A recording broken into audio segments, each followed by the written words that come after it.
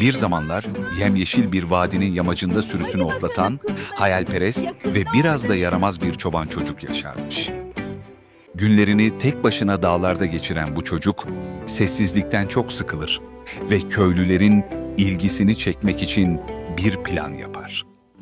Sessizliği bozmak isteyen yaramaz çoban, aniden derin bir nefes alır ve vadiye doğru tüm gücüyle bağırmaya başlar. "Kurt geliyor! Kurt! Sürüme saldırıyor! Yardım edin!" diye feryat ederken bir yandan da köyün tepki vermesini bekler. Köylüler çobanın çaresiz çığlıklarını duyunca işlerini güçlerini bırakıp hemen ellerine ne geçtiyse alıp tepeye koşarlar.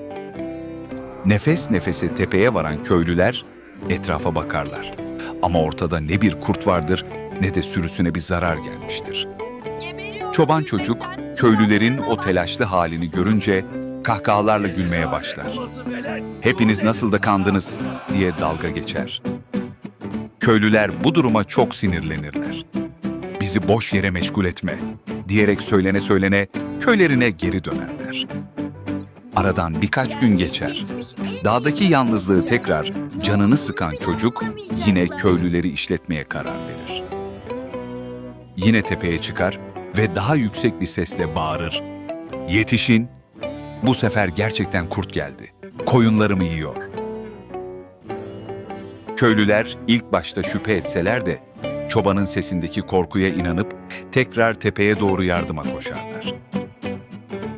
Tepeye ulaştıklarında yine her şeyin normal olduğunu, koyunların sessizce otlandığını görürler. Çocuk ise yine gülüyordur. Köylülerin sabrı iyice taşmıştır. En yaşlıları parmağını sallayarak "Yalan söylemek çok kötüdür" diye çocuğu uyarır. Köylüler bir daha asla çocuğa inanmayacaklarını söyleyerek oradan ayrılırlar. Çocuk ise hala şakasının etkisindedir.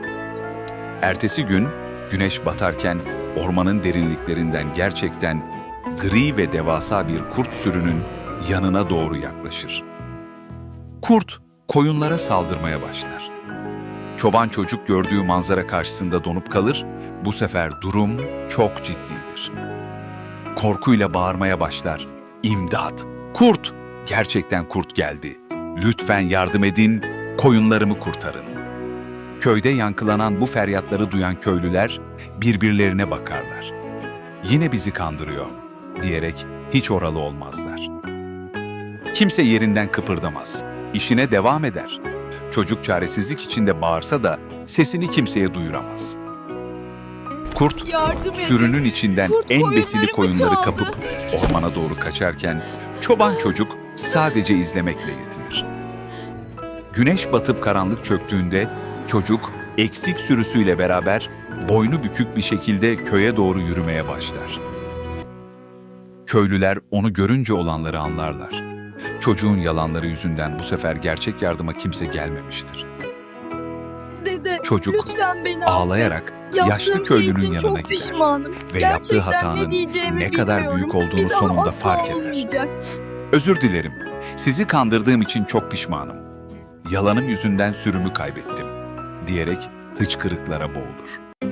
Yaşlı adam çocuğun omzuna elini koyar. "Yalancının mumu yatsıya kadar yanar evladım" diyerek ona sarılır.